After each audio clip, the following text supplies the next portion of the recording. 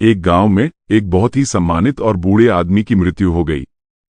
उनका नाम रामनाथ था और गांव में उनका बहुत मान सम्मान था। उनके बेटे, बहू और गांव के सभी लोग मिलकर उनकी अंतिम यात्रा की तैयारी कर रहे थे। एक सुंदर फूलों से सजी हुई अर्थी तैयार की गई। जब चारों बेटों ने मिलकर अर्थी को उठाया तो पूरा गांव राम नाम सत्य है कहते हुए शमशान की ओर चल पड़ा। वे अभी गांव की सीमा से कुछ ही दूर निकले थे कि अचानक दूसरे गांव से एक आदमी आया। उसने अर्थी को उठा रहे एक व्यक्ति का रास्ता रोक दिया। उसने गुस्से में कहा, यह अर्थी आगे नहीं जा सकती। सब लोग आश्चर्यचकित हो गए। उस आदमी ने बताया कि मृतक रामनाथ ने उससे 20 लाख रुपए का भारी भरकम कर्ज लिया था और जब तक उसे पैसे वापस नहीं मिल जाते वह अर्थी को एक कदम भी आगे नहीं बढ़ने देगा। रामनाथ के बेटों ने एक दूसरे की तरफ देखा। बड़े बेटे ने उस आदमी से कहा, पिताजी ने हमें इस कर्ज के बारे में कभी कुछ नहीं बताया। हम तो इस बात से बिल्कुल अनजान हैं। दूसरे बेटे ने भी हामी भरी, जब हमें पता ही नहीं तो हम इस कर्ज की जिम्मेदारी क्यों लें? जब बेटों ने ही हाथ खड़े कर दिए तो रामनाथ के भाइयों और बाकी रिश्तेदारों ने भी अपना पल्ला झाड़ लिया। जब बेटों ने ही मना कर दिया है तो हम क्या कर सकते हैं? ऐसा कहकर सबने अपनी अपनी जिम्मेदारी से मुंह मोड़ लिया।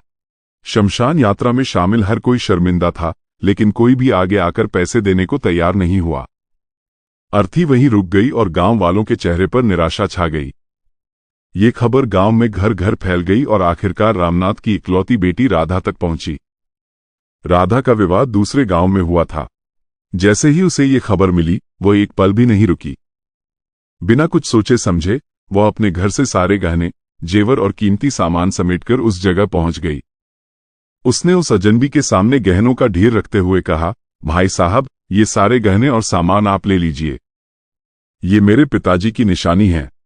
आप इन्हें बेचकर अपना कर्ज चुका लीजिए। अगर कुछ पैसे कम पड़ते हैं तो वह भी मैं धीरे धीरे आपको लौटा दूंगी। बस मेरी आपसे एक विनती है, मेरे पिताजी की अंतिम यात्रा को मत रोकिए। ये दृश्य देखकर गांव वाले दंग रह गए। उनकी आंखों में राधा के लिए सम्मान और बेटों के लिए शर्म साफ झलक रही थी।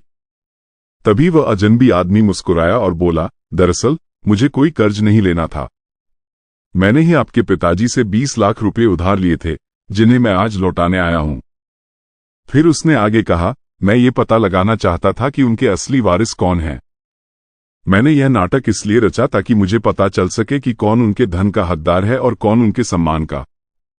आज मुझे ये जानकर बहुत खुशी हुई कि उनके असली हितैषी न उनके बेटे हैं, न भाई, बल्कि उनकी बेटी है। उस अजनबी ने सारे पैसे उस बेटी को सौंप दिए और कहा, आप इन पैसों को रखिए।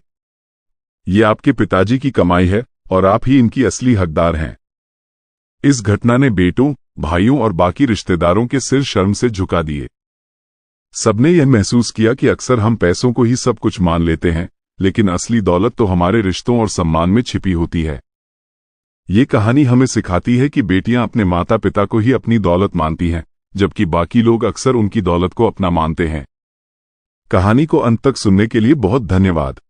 अगर आपको ये कहानी अच्छी लगी हो तो कृपया इसे लाइक, शेयर और सब्सक्राइब जरूर करें। ऐसी ही और प्रेरक कहानियों के लिए हमारे साथ जुड़े रहें।